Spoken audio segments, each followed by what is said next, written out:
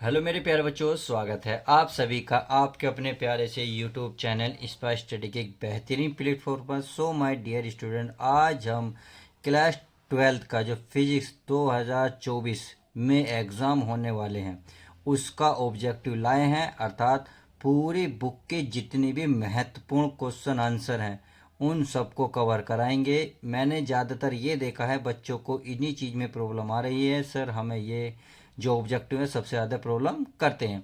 मैंने पूरी बुक के 50 क्वेश्चन लिए हैं और वो भी वो क्वेश्चन लिए हैं जो हर साल एग्ज़ाम में आते हैं। यदि आपने पूरी वीडियो को पूरी कंप्लीट करा तो उम्मीद है आपके जो 50 में ऑब्जेक्टिव करूँगा उसमें से एक भी क्वेश्चन आपका बाहर नहीं आएगा। अर्थात आप पूरे बटे टू बटे नंबर लेकर आएंगे। चैप्टर 1 से लेकर 14 तक जितने भी ऑब्जेक्टिव मैंने सारे कवर करिए हैं।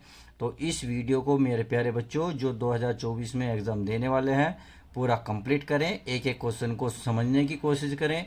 और हाँ, यदि इसमें एक दो न्यूमेरिकल भी मैंने लिए हैं, जो न्यूमेरिकल होगा मैं इसको बाकायदे आराम से सूत्र सहित कराऊंगा। तो चलिए शुरुआत करते हैं और देखते हैं आज की वीडियो का पहला सवाल। तो सबसे पहले हमारे क्या करना है, चैप्टर 1 से 14 तक कौन कौन से चैप्टर पहले वो पता होने चाहिए कि मैं आपको पहले ही वीडियो में बता चुका हूं, क्योंकि चैप्टर कौन कौन से इंपॉर्टेंट सबसे पहले आपको ये पता होना चाहिए। तो चलिए पहला चैप्टर हमारा विद्युत आवेश तथा क्षेत्र, ये आपका पहला चैप्टर है। चैप्टर नंबर 2 है स्थिर विद्युत विभव तथा धारिता। ऐसी इसी प्रकार है चैप्टर नंबर 3 विद्युत धारा। और चैप्टर नंबर 4 क्या है, गतिमान आवेश और चुंबक। समझ में आ गई। और चैप्टर नंबर 5 क्या है, चुंबक एवं द्रव्य। तथा छठा चैप्टर है विद्युत चुंबकीय प्रेरण। चैप्टर नंबर 7 है प्रत्यावर्ती धारा। इस चैप्टर में इसी बहुत मोस्ट इंपोर्टेंट बहुविकल्प आते हैं, इसलिए मैंने इसको सबसे ज़्यादा इंपॉर्टेंट दी है। अगला है विद्युत चुंबकीय तरंगे। नौवां चैप्टर है किरण प्रकाशिक एवं प्रकाशिक यंत्र। ये चैप्टर तो मान लिया फिजिक्स सेकंड का जान है। इस चैप्टर में जितने भी बहुविकल्प हैं मैंने मोस्ट इंपोर्टेंट लिए हैं, हर एक न्यूमेरिकल को करने की कोशिश भी इसमें की है। चैप्टर नंबर 10 है तरंग प्रकाशिकी। तथा चैप्टर नंबर 11 है विकिरण तथा द्रव्य की द्वैत प्रकृति। अब चैप्टर नंबर 12 है परमाणु। तथा चैप्टर नंबर 13 क्या है आपका, यह है नाभिक। और लास्ट चैप्टर जो है आपका ये है आपका अर्धचालक इलेक्ट्रॉनिक, अर्थात पदार्थ युक्तियां तथा सरल परिपथ। तो आई होप आप समझ गए होंगे। चैप्टर जितने 14 हैं 14 में से कंप्लीट ही मैं बहुविकल्प कराने वाला हूं। तो चलिए पहला ही सवाल देख लेते हैं, इसका क्या है। इस वीडियो को पहला वैकल्प पहले ही चैप्टर में देखिए मोस्ट इंपोर्टेंट है। ये कह रहा विद्युतशीलता, अर्थात इसे विद्युतशीलता को किससे दिखाते हैं, E0 का SI मात्रक क्या है। आपके सामने चार ऑप्शन है। पहला ऑप्शन है कुलाम का स्क्वायर बटे newton metre square. Second option है न्यूटन मीटर स्क्वायर बटे कुलाम स्क्वायर। या तीसरा ऑप्शन है न्यूटन बटे कुलाम। चौथा ऑप्शन है न्यूटन बटे वोल्ट मीटर स्क्वायर। आपको इन चारों में से आपको छांटना होगा। अब देखिए विद्युतशीलता E, और इसको किससे दिखाते हैं हम, E0 से। तो आपने इसमें चैप्टर में कूलॉम का नियम पढ़ा था कि F बराबर 1/4π E0 गुणा Q1 इंटू Q2 बटे R स्क्वायर। अब हमें किसका चाहिए, E0 का मान चाहिए। अगर हम E0 को इधर ले जाएंगे तो F को कहाँ लाएंगे, नीचे लाएंगे। तो E0 बराबर हो जाएगा 1/4πF इंटू Q1 गुणा Q2 बटे R स्क्वायर। अब इससे क्या होगा, आप देखिए भाई ये तो नियतांक है, इसका तो कोई विमा होगी नहीं और ना ही मात्रक होगा। Q1 क्यों, क्या आवेश है, आवेश का मात्रक क्या होता है, कुलाम। तो ये एक कुलाम तो क्या बन गया, कुलाम स्क्वायर। ये बनेगा कुलाम का स्क्वायर। तो आप देखें पहले ही स्टार्टिंग में कुलाम का स्क्वायर कहाँ है, कुलाम का स्क्वायर पहले ही में ऑप्शन में। तो समझ में आ गया, यही हो सकता है। अब चेक करना है कि नीचे का कौन सा होगा। अब देखिए नीचे क्या है, बल का मात्रक क्या होगा, न्यूटन। क्या होगा मेरे प्यारे बच्चों, न्यूटन। और आर क्या है, मीटर। और मीटर का मात्रक क्या होता है, ये होता है दूरी।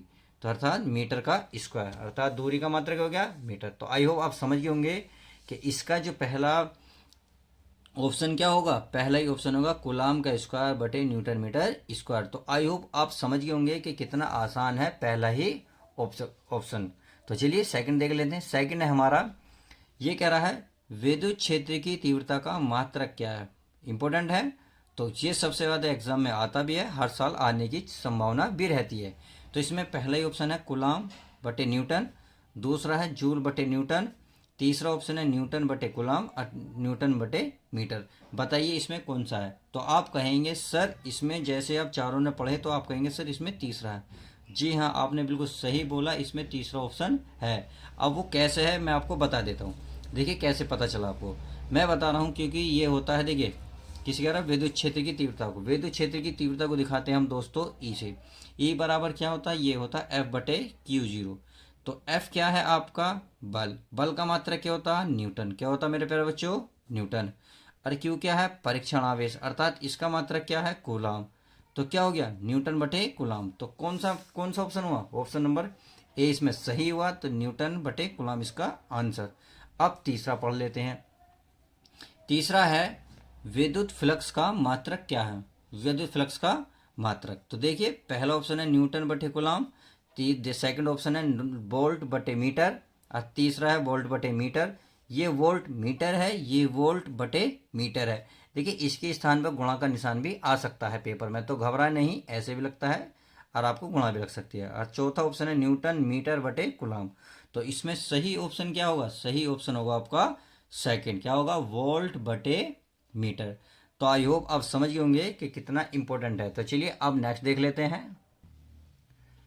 अब देखते हैं फोर्थ क्वेश्चन। फोर्थ क्वेश्चन है विद्युत क्षेत्र वेक्टर ई में वेक्टर पी आवेश वाले द्विध्रुव पर लगने वाले बल आघूर्ण क्या होगा, यानी कि इसका फॉर्मूला बल आघूर्ण का क्या होगा। तो आई होप आप देख लेंगे option P dot E, P cross, देखिए इसे क्रॉस बोलते हैं, इसे डॉट बोलते हैं। अगर वेक्टर ऊपर लगा हुआ तो इसे डॉट बोला जाता है, अगर इस पे वेक्टर ही लगा होता है, अगर गुणा का निशान लगता है तो इसको क्रॉस बोला जाता है। आप गुणा भी बोल सकते हैं, बट अगर वेक्टर की परिभाषा में देखा जाए तो इसको क्रॉस बोला जाता है। अब आगे तीसरा है शून्य और चौथा है इसमें ई क्रॉस पी। तो आपको कौन सा ऑप्शन सही लग रहा, इसमें ऑप्शन देखिए सेकंड सही है। विद्युत क्षेत्र ई में पी आवेश वाले विद्युत द्विध्रुव पर लगने वाले बल आघूर्ण टो बराबर पी क्रॉस ई आपका सही होगा। अब क्वेश्चन नंबर 5 देखते हैं। देखिए क्वेश्चन नंबर 5 ये ओके नहीं है कति प्यारे बच्चों, ओके पढ़ ली है 0 केल्विन। तो 0 केल्विन ताप पर शुद्ध अर्धचालक है।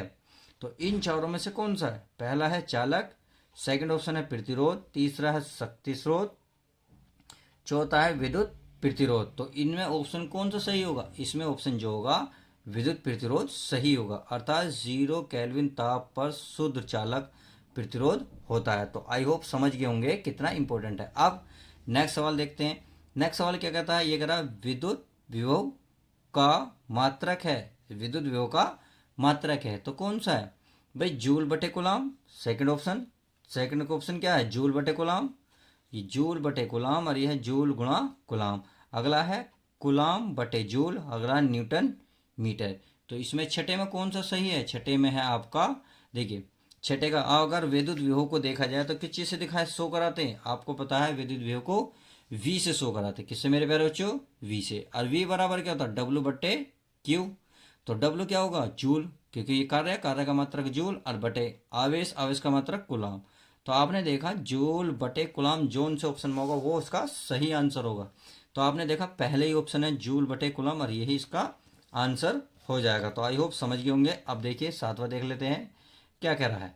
सातवां है धारिता का मात्रक क्या होगा। अब देखिए हाँ एक इसका एक मात्रक और होता है विद्युत विभव का, अन्य मात्रक और होता है भाई जूल बटे कूलाम तो होता है, एक अन्य मात्रक होता है वोल्ट। तो अगर ऑप्शन में वोल्ट दे रखा हो तो वोल्ट लगाएंगे, अगर जूल बटे कूलाम होगा तो जूल बटे कूलाम। ऐसा नहीं होगा कि ऑप्शन में जूल बटे कूलाम भी होगा और वोल्ट भी होगा, ऐसा बिल्कुल भी नहीं होगा मेरे प्यारे जो समझ जाना इस बात को। अगला धारिता का मात्रक क्या है। अब धारिता को किससे दिखाते हैं हम सी से। अब इसका मात्रक क्या होता है, देखिए कूलाम, एम्पियर, वोल्ट, कूलाम बटे वोल्ट।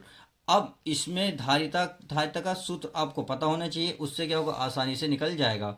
अर्थात ये होता है धारिता को तो सी और ये होता है क्यू बटे वी। तो क्यू क्या है आवेश, आवेश का मात्रक दोस्तों पता है ना कूलाम, बटे वी क्या है विभव, और विभव का मात्रक क्या होता है अभी बताया था वोल्ट।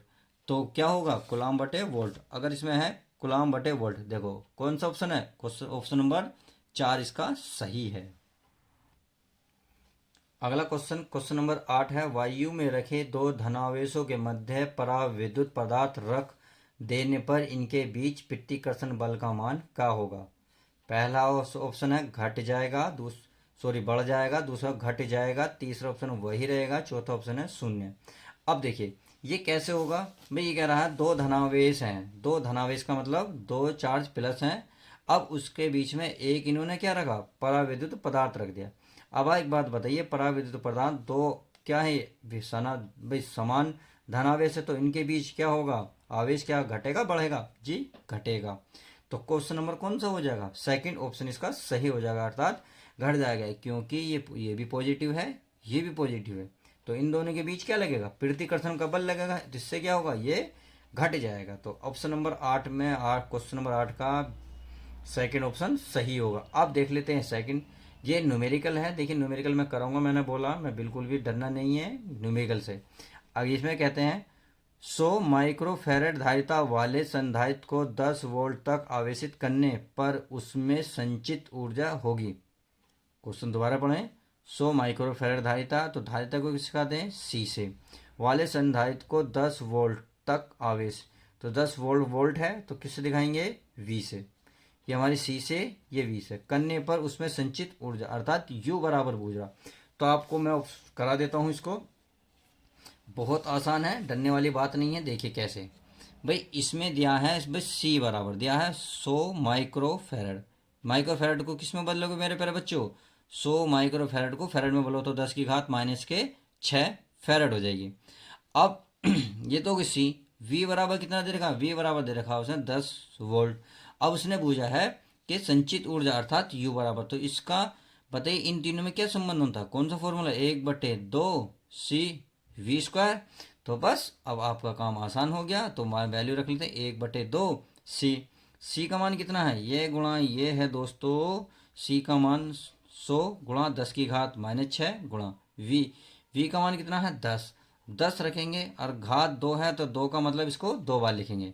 तो चलिए कर लेते हैं भाई, 1/2 यू पावर कितनी होगी, 10 की पावर 2, और ये गुणा 10 की घात माइनस 6, और ये पावर कितनी होगी 10 की पावर 2, तो 2 और 2 कितने हो गए 4। नहीं तो आप ऐसे कर सकते हैं, 6 में से 2 गए, या इसको घटाएं या आप इसको घटाएं, बात एक ही है, घटा लेते हैं भाई, 1/2 गुणा 10 का वर्ग 100, 6 में से 2 गए, कितने बचेंगे माइनस के 4, आप इसे काटें कितनी बार कटेगा 50, अर्थात 50, 50 गुणा 10 की घात माइनस 4। अब ऑप्शन में देखेंगे इससे रिलेटेड आंसर दे रखा है या अलग दे रखा, देखिए ना 50 को हटा के 3 बना रखा है, अर्थात ये 0 हटाएंगे तो इसको कैसे लिख सकते हैं, आप इसे लिख सकते हैं 5 गुणा 10 अलग से, तो क्योंकि 10 पंजे कितने होते हैं अब भी 50, आप 50 ऐसे लिखें या ऐसे लिखें। अब इस पर पावर 1 हो गई, और ये 10 की घात माइनस 4 है, ये माइनस की 4 प्लस की 1, 4 में से 1 गई, कितनी बची 3, तो आप लिख सकते हैं 5 गुणा 10 की घात कितने की माइनस के 3। तो कितने आसान है। अब देखिए ऑप्शन में कौन सा है, 5 गुणा 10 की घात 3, कौन सा ऑप्शन है, देखिए ये तो है नहीं क्योंकि पॉइंट लगा हुआ है, ये भी नहीं है, ये भी नहीं है, तो पहला ही ऑप्शन क्या होगा, 5 गुणा 10 की घात माइनस 3 जूल, क्योंकि संचित ऊर्जा है, ऊर्जा अर्थात कार्य, कार्य का मात्रक जूल, ऊर्जा का भी और आपका कार्य का भी मात्रक एक ही होता है। तो आई होप समझ गए होंगे आपका न्यूमेरिकल कितना आसान था। अब 10वां, विद्युत धारा घनत्व जे तथा अपवाह वेग वीडी में संबंध है। तो इसमें आपको पहला ऑप्शन है जे बराबर n e v d, second option है जे बराबर एन ई बटे वी डी, तीसरा ऑप्शन जे बराबर v e d into e upon n, और चौथा ऑप्शन है जे बराबर एन ई वी डी का स्क्वायर। तो ऑप्शन नंबर कौन सा सही होगा, इसमें ऑप्शन नंबर होगा फर्स्ट सही होगा। अब देखिए जे क्या है, ये आपको पता ही है, धारा घनत्व इसमें दे रखा है, और इसमें जो एन है, एन क्या है, इलेक्ट्रॉनों की संख्या है, और ये क्या है, इलेक्ट्रॉनों पर आवेश, और वी डी क्या है, आप वी डी जानते ही हो, अपवाह वेग। तो आई होप समझ गए होंगे, तो इसका ऑप्शन 10वें का कौन सा होगा, फर्स्ट सही है। अब देखते हैं नेक्स्ट क्वेश्चन क्या कहता है। अब क्वेश्चन नंबर 11 है, एक बेलनाकार चालक की प्रतिरोधकता एवं विशिष्ट चालकता का गुणनफल निर्भर करता है। तो पहला ऑप्शन है ताप क्रमांक, सेकंड ऑप्शन है पदार्थ पर, तीसरा अनुप्रस्थ परिच्छेद, इनमें से कोई नहीं। तो आपको कौन सा लग रहा है, तो मेरे प्यारे बच्चों 11वें का जो आप ऑप्शन होगा चौथा बिल्कुल सही होगा, इनमें से कोई सा भी नहीं है। तो समझ गए। अब देख लेते हैं 12वां। अब देखिए 12वां क्या करा, 12वां है 50 ओम प्रतिरोध के धारित्व तार को खींचकर उसकी लंबाई को दोगुना कर देते हैं, उसका नया प्रतिरोध क्या होगा, ये न्यूमेरिकल टाइप का है ऑब्जेक्शन। तो मैंने बताया ना, मैं आपको सीधा डायरेक्ट इसमें निशान नहीं लगाऊंगा, पहले मैं इसको सोल्व करेंगे, फिर देखते हैं इसका आंसर क्या है। तो देखिए इसमें सबसे पहले क्या दे रखा है, ये करा है 50 ओम प्रतिरोध, अर्थात ये किसकी वैल्यू दे रखी है, आर की। तो आर बराबर कितना दे रखा है, आर बराबर दे रखा है 50 ओम, अर्थात ये समझ में आ गया, आर बराबर धातु को खींच के उसकी लंबाई को 2 गुना कर दिया, तो उसकी लंबाई को यानी कि एन बराबर कितना कर दिया, 2 गुना कर दिया, उसका नया प्रतिरोध क्या होगा। तो बहुत आसान है, जब भी कोई चीज़ पूछे तो बहुत ये नया प्रतिरोध पूछा यानी कि आर डैश पूछ रहा, तो इसका फॉर्मूला क्या बताता, एन स्क्वायर इंटू आर। तो बस एन की वैल्यू कितनी है, 2 का वर्ग इंटू आर का मान कितना है 50। तो आपने देखा 2 का वर्ग कितना होगा, 4 गुणा 50, अब 50 की 4 में गुणा करोगे ये हो जाएगा 200, कितना हो जाएगा 200 ओम, क्योंकि प्रतिरोध है, प्रतिरोध का मात्रा क्या होता, वो 50 यानी कि ओम होता, और कितना है 50 चौका 200। तो इसमें 200 जो होगा वो आपका सही आंसर हो जाएगा। तो इसमें देखें कौन सा है, 25 ओम, 50 ओम, 100 ओम, 200 ओम, तो ऑप्शन नंबर 4 बिल्कुल सही होगा। अब क्वेश्चन नंबर देख लेते हैं 4, लास्ट क्या कहता है इस वीडियो का, अर्थात इस पेज का। ये कह रहा है एक चुंबकीय क्षेत्र उत्पन्न किया जा सकता है, किसमें किया जा सकता है, देखिए एक चुंबकीय क्षेत्र उत्पन्न किया जा सकता है। तो पहला ऑप्शन है केवल गतिमान आवेश द्वारा, बदलते विद्युत क्षेत्र द्वारा, ऑप्शन नंबर 2। ऑप्शन नंबर 3 है एक व दोनों में, दोनों के द्वारा। तो इसमें कौन सा ऑप्शन है, क्वेश्चन ऑप्शन नंबर 3 बिल्कुल सही है, अर्थात एक चुंबकीय क्षेत्र जो है गतिमान आवेश द्वारा भी उत्पन्न किया जा सकता है और बदलते विद्युत क्षेत्र द्वारा भी उत्पन्न किया जा सकता है। तो अब इन दोनों के स्थान पर ये तीसरा राइट लगाएंगे कि एक तथा दोनों, दोनों के द्वारा। अब क्वेश्चन नंबर देख लेते हैं 14 क्या कहता है। क्वेश्चन नंबर 14 है चुंबकीय क्षेत्र का मात्रक होता है, तो इन दोनों में से कौन सा होगा चेक करेंगे, वेबर गुणा मीटर स्क्वायर ये होता है या वेबर बटे मीटर स्क्वायर ये होता है। तो क्वेश्चन नंबर 14 में दोनों में कौन सा होगा, तो क्वेश्चन नंबर सेकंड में 14 का सेकंड पॉइंट होगा वेबर बटे मीटर स्क्वायर होता है। तो समझ गए। अब नेक्स्ट देख लेते हैं, नेक्स्ट बहुत ईजी है, इसमें कोई ज़्यादा बड़ी बात नहीं है। ये कह रहा 1/√μ0 × E0, तो समझिए 1 है और ये अंडर रूट है, वर्गमूल μ0 × E0 का मात्रक क्या है। तो मोस्ट इंपोर्टेंट है, हर साल एग्जाम में देखने को मिलता है, बच्चे बहुत कन्फ्यूजन होते हैं, मैंने इसी वजह से इसे क्वेश्चन को लिया है। ये कह रहा न्यूटन बटे मीटर स्क्वायर पहला ऑप्शन, दूसरा ऑप्शन है मीटर बटे सेकेंड, तीसरा ऑप्शन है वेबर बटे मीटर, चौथा है फेरेड। तो इन चारों में से कौन सा सही होगा, तो आपका ऑप्शन जो सही जाएगा बिल्कुल सेकंड पॉइंट के साथ सही जाएगा, मीटर बटे सेकंड। अब क्वेश्चन नंबर सेकंड पढ़ लेते, 16 पढ़ लेते हैं। μ0 × E0 माइनस का 1/2, यानी कि ये पावर है μ0 × E0 की पावर। देखिए बिल्कुल क्वेश्चन नंबर ए इसमें और इसमें कोई फर्क नहीं है, क्योंकि अंडर रूट हटाओगे तो देखिए अंडर रूट ऐसे लिख लो या घात 1/2, अब जब ऊपर ले जाओगे तो माइनस की बनेगी। तो इस क्वेश्चन में क्या फर्क है, बच्चे बड़े कन्फ्यूज होते हैं, रट्टा मार के जाते हैं, नहीं मेरे प्यारे बच्चों यहाँ क्या लिखा मात्रक और यहाँ क्या लिखा मान, तो इन दोनों में फर्क है, क्वेश्चन को बड़े ध्यान से पढ़ेंगे। तो μ0 × E0 माइनस के 1/2 का मान क्या होगा, तो देखिए कितना आसान है, 3 × 10⁸ मीटर बटे सेकंड या 3 × 10⁸ सेंटीमीटर बटे सेकंड।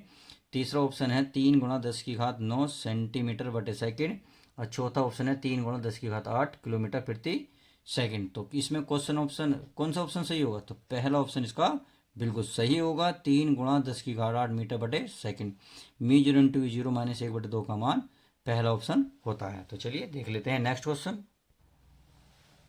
अब क्वेश्चन नंबर 17 है पृथ्वी के चुंबकीय ध्रुवों पर नति, जिसे नमन कोण बोला जाता है, का मान होगा।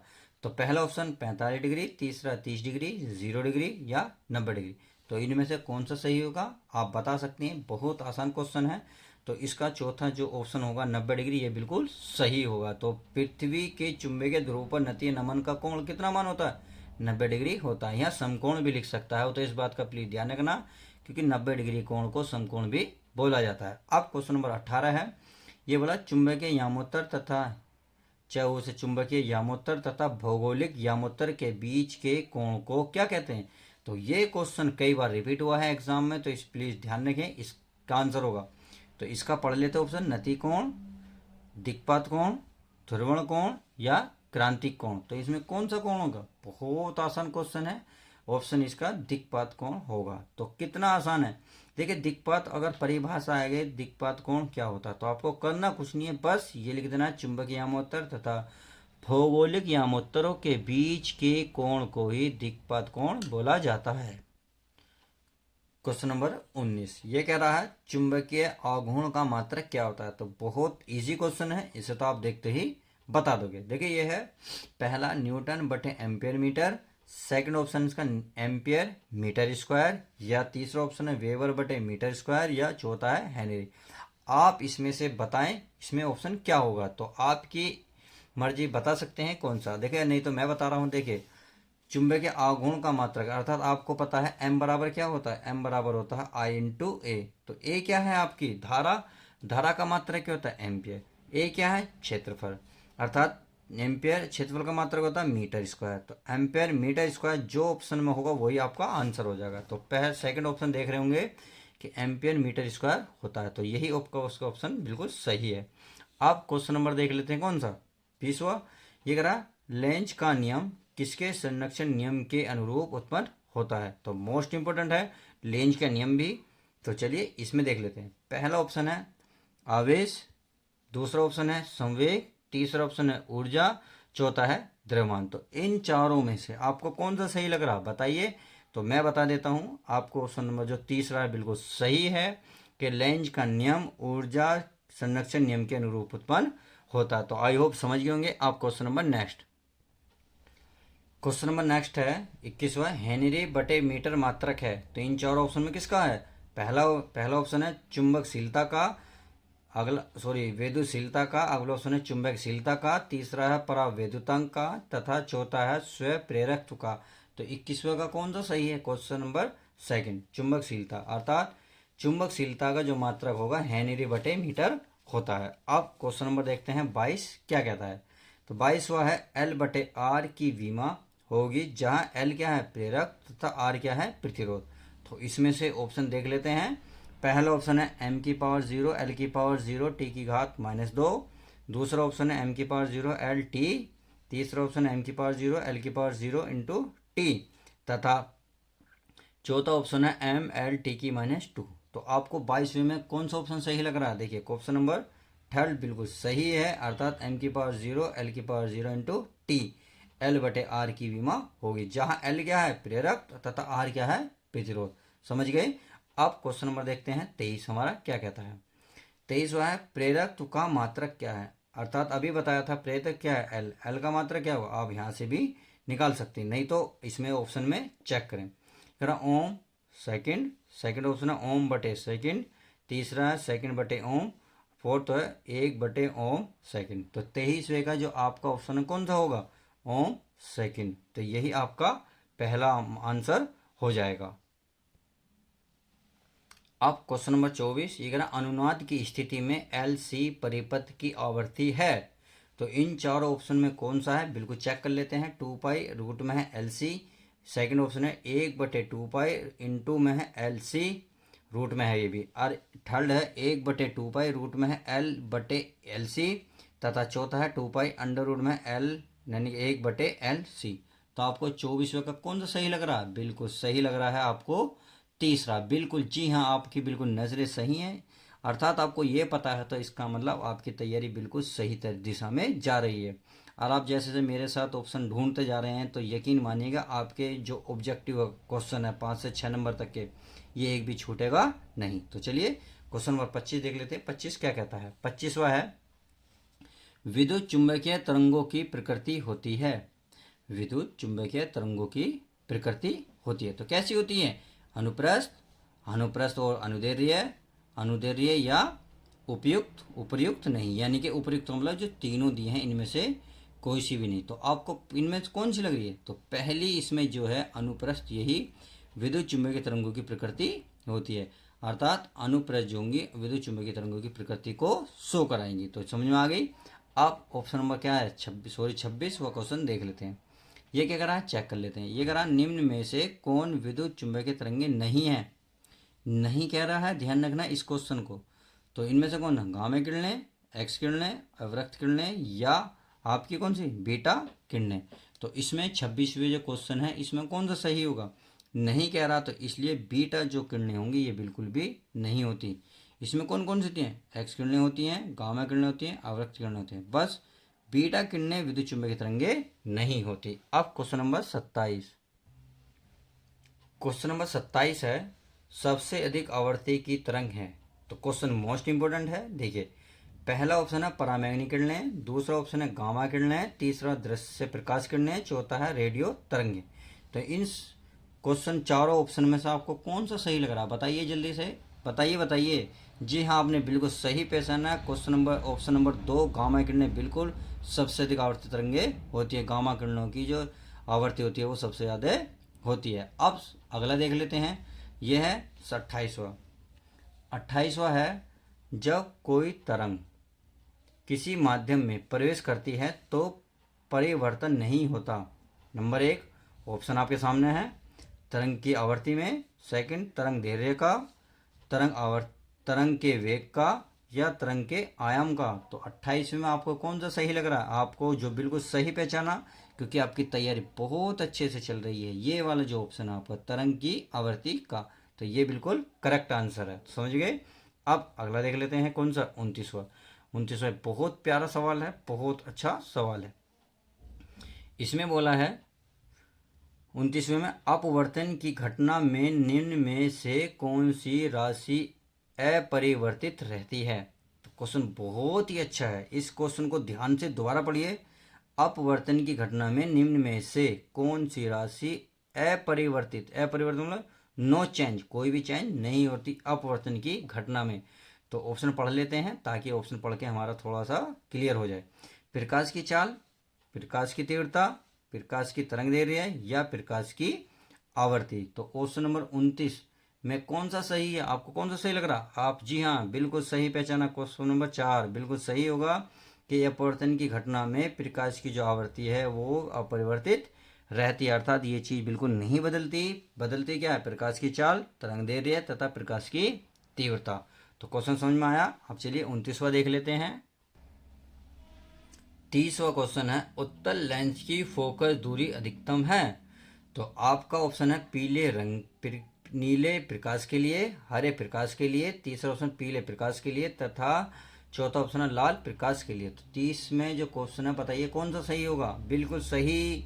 क्या आप मेरे प्यारे बच्चों बिल्कुल सही कह रहे हो? क्वेश्चन नंबर कौन सा होगा? चौथा, लाल प्रकाश के लिए उत्तल लेंस की फोकस दूरी सबसे ज्यादा होती है। तो क्लियर हुआ? अब क्वेश्चन नंबर देख लेते हैं नेक्स्ट। क्वेश्चन नंबर 31 जो है क्या है? न्यूमेरिकल रिलेटेड है, अर्थात हम इसको भी बिल्कुल न्यूमेरिकल की तरह बेस करेंगे। पहले डायरेक्ट निशान नहीं लगाएंगे, पहले इसको हल करेंगे।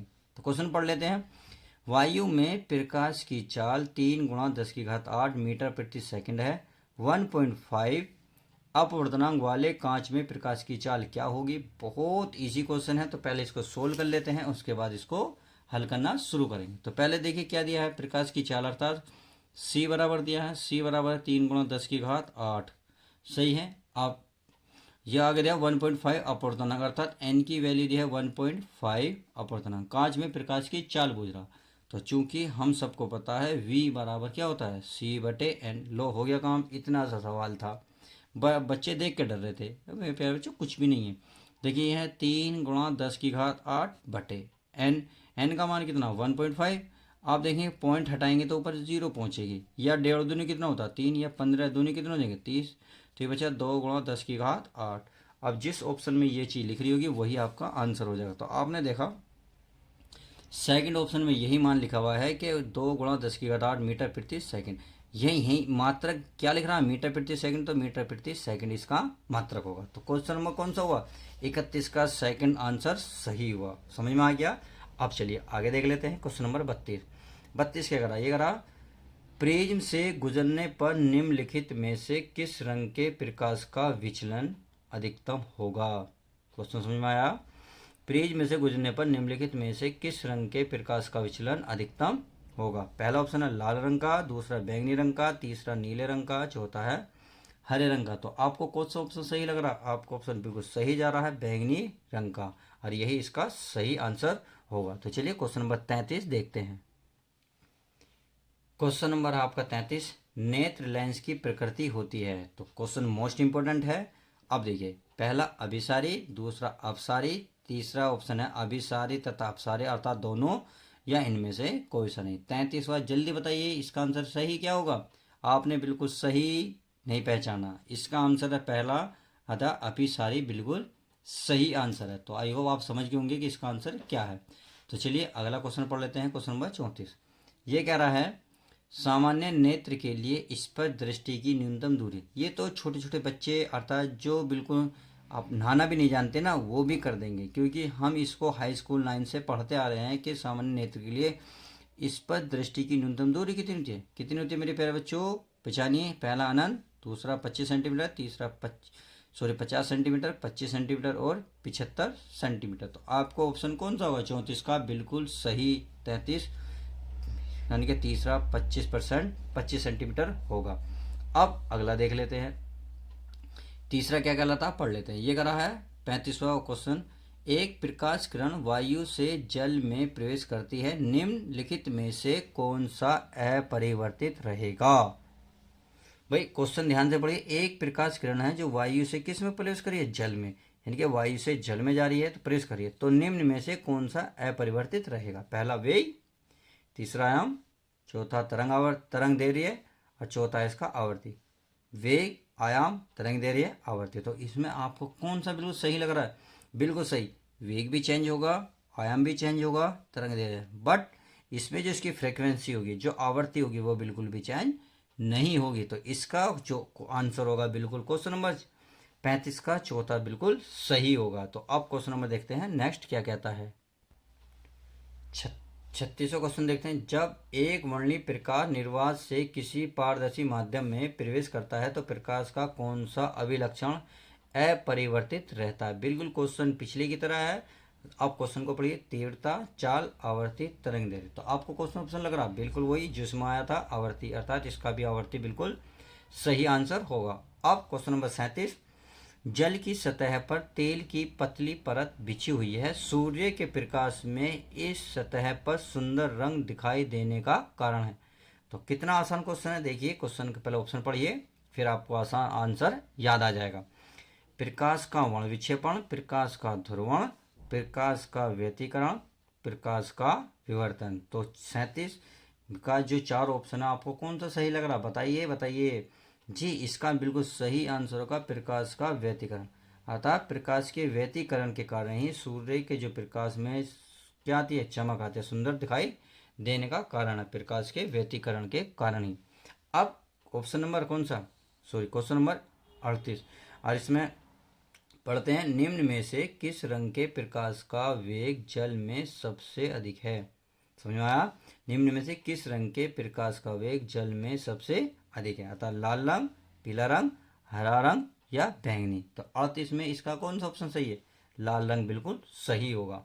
अब 38 क्वेश्चन देखिए, 50 क्वेश्चन है, डरिए मत, चिंता मत करिए, सोइए मत, अगर आपकी मेहनत के लिए हम इतना कुछ कर रहे हैं। तो चलिए अगला क्वेश्चन देख लेते हैं, 39। अगला क्वेश्चन है, डॉपलर प्रभाव निर्मित होता है यदि स्रोत गतिशील है, संसूचक गतिशील है, थर्ड है फर्स्ट व सेकंड दोनों, और चौथा इनमें से कोई सा नहीं। तो आपको 39 में कौन सा लग रहा है?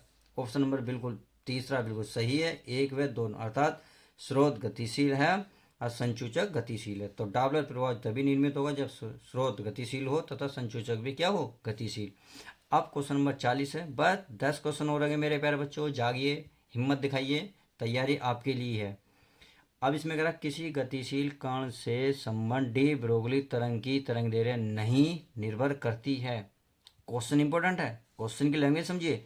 किसी गतिमान कण से संबंध डी ब्रोगली तरंग की तरंग दैर्घ्य नहीं निर्भर करती है। नंबर 1 द्रव्यमान पर, नंबर 2 आवेश पर, नंबर 3 वेग पर, नंबर 4 संवेग पर। तो आपको कौन सा ऑप्शन लग रहा है, पिछानिए।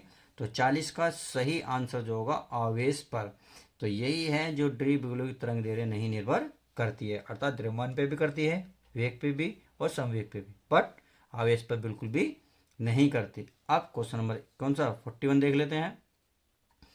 ये कह रहा है, निम्नलिखित कण एक ही वेग से गतिमान है, अधिकतम डी ब्रोगली तरंग दैर्घ्य वाला कण है। क्वेश्चन समझ में आ गया? तो चलिए, इलेक्ट्रॉन, प्रोटॉन, न्यूट्रॉन, अल्फा कण। तो आपको चारों ऑप्शन में से कौन सा सही लग रहा है? इसमें जो ऑप्शन होगा पहला बिल्कुल सही होगा, इलेक्ट्रॉन। समझ में आ गया? अब क्वेश्चन नंबर 40 क्या देख ले, 42 देख लेते हैं। इसका आंसर भी देख लेते हैं।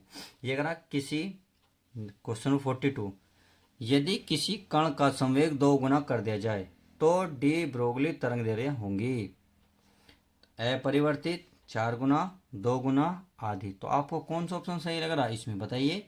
41 का, तो एक सॉरी 42 है ना, 42 का इसमें क्वेश्चन नंबर, तो 4 जो है आधी होगी। कैसे होगी ये आपको मैंने पिछली वीडियो में बता चुका हूँ, नहीं तो मैं आपको यहाँ भी बता देता हूँ। देखिए लैम्डा बराबर होता है h/p। अब p क्या कर रहा है, यू p कर रहा है 2 गुनी। जब p 2 गुना करोगे तो लैम्डा कितना हो जाएगा, डी ब्रोगली आधी हो जाएगी। तो आई होप समझ गए होंगे। अब क्वेश्चन नंबर 43 देखते हैं। 43 है लैम्डा तरंग दैर्घ्य के फोटोन की ऊर्जा है। तो ये 4 ऑप्शन है, 4 ऑप्शन को आप ध्यान से पढ़िए। N C lambda, N C बटे लैम्डा, लैम्डा बटे एन सी, और चौथा ऑप्शन है एन लैम्डा बटे सी। तो 43 का आपको कौन सा सही लग रहा, तो 43 का सही आंसर जो होगा वो थर्ड होगा, वो है एन सी बटे लैम्डा। ये बिल्कुल करेक्ट आंसर है। अब क्वेश्चन नंबर कौन सा 44 चेक कर लेते हैं। चलिए 44 बोलते हैं। एक हाइड्रोजन परमाणु की आयनित करने के लिए आवश्यक न्यूनतम ऊर्जा है। प्यारे बच्चों क्वेश्चन दोबारा पढ़िए। एक हाइड्रोजन परमाणु की आयनित करने के लिए आवश्यक न्यूनतम ऊर्जा है। तो 13.6 ईवी से अधिक, 13.6 ईवी, या 10.2 ईवी, या 3.4 ईवी। तो आपको कौन सा ऑप्शन सही लग रहा है बताइए। आपको 2 सेकंड का टाइम देता हूँ, फिर प्लीज चेक करके बताएं। देखिए 2 सेकंड का टाइम खत्म, तो इसका सही आंसर होगा सेकंड, 13.6 ईवी। तो ये बिल्कुल सही आंसर। अब क्वेश्चन नंबर 45 देख लेते हैं। इसमें क्या करा, ये करा है हाइड्रोजन परमाणु की आयनन ऊर्जा का मान होगा। तो इसमें भी बिल्कुल लगभग वही है, बताइए कौन सा होगा 45 में। तो 45 का जो थर्ड है 13.6 जूल, ये बिल्कुल इसका सही मान होगा। अब क्वेश्चन नंबर 46 देख लेते हैं। क्वेश्चन नंबर 46 है एक AMU के तुल्य ऊर्जा है, अर्थात एक AMU किसके बराबर है, तो 190 MeV के बराबर, 139 MeV के बराबर, 913 MeV के बराबर, या 931 MeV के बराबर। तो प्लीज़ जल्दी बताइए कि इसका आंसर क्या होगा। 46 का जो 931 MeV होगा ये इसका बिल्कुल सही आंसर होगा। अब नेक्स्ट क्वेश्चन 37वां। ये करा दो परमाणुओं के परमाणु क्रमांक समान परंतु परमाणु द्रव्यमान भिन्न भिन्न है, वे होंगे। बताइए कौन कौन से होंगे भाई। इसका समस्थानिक, समभारिक, समन्यूट्रॉनिक, या इनमें से क्वेश्चन है। तो 47 का कौन सा सही होगा, सम स्थानिक सही इसका आंसर होगा। अब 48 देख लेते हैं। 48 भी बहुत आसान क्वेश्चन है, डरने की बात नहीं है। ये रहा सूर्य की विकिरण ऊर्जा का स्रोत है, अर्थात सूर्य की जो विकिरण ऊर्जा है उसका स्रोत क्या है, इसमें से पता बूझ रहा। तो पहला ऑप्शन है नाभिकीय विखंडन, दूसरा है प्रकाश विद्युत प्रभाव, तीसरा है साइक्लोट्रॉन, तीसरा है, चौथा है नाभिकीय संलयन। तो आपको 48 में इसमें आंसर कौन सा सही लग रहा, तो इसमें जो क्वेश्चन नंबर 4 है, ऑप्शन नंबर 4 नाभिकीय संलयन, इसका बिल्कुल सही आंसर है। अब क्वेश्चन नंबर लास्ट देख लेते हैं 2, 49 और 50। 49 है अर्धचालकों में विद्युत चालन होता है कोटरों से, कोटरों तथा इलेक्ट्रॉनों से, तीसरा ऑप्शन है इलेक्ट्रॉनों से, चौथा न तो कोटरों से न ही इलेक्ट्रॉन से। तो 49 में कौन सा आपको सही लग रहा, बिल्कुल सही पहचाना आपने, क्योंकि तैयारी अच्छी करी है आपने, बिल्कुल सही पहचाना, आपके लिए क्लैपिंग होती है। तो ऑप्शन नंबर 2 कोटरों तथा इलेक्ट्रॉनों से, इसका सही आंसर होगा। अब लास्ट तथा इसका बिल्कुल वीडियो का लास्ट क्वेश्चन और 50वां। देखिए वैसे तो मैंने करा दिया है 0 केल्विन ताप पर शुद्ध अर्धचालक है। तो यदि मैंने करा दिया और आपको आंसर याद है तो प्लीज़ इसका आंसर कमेंट्स में ज़रूर लिखें। यदि आपने वीडियो कंप्लीट देखी और वीडियो अच्छी लगी हो तो प्लीज़ लाइक करें, शेयर करें, और चैनल पर नहीं है तो चैनल को सब्सक्राइब करें। चलिए मिलते हैं किसी और यूनिक वीडियो के साथ, जब तक के लिए दोस्तों bye, good bye, take care.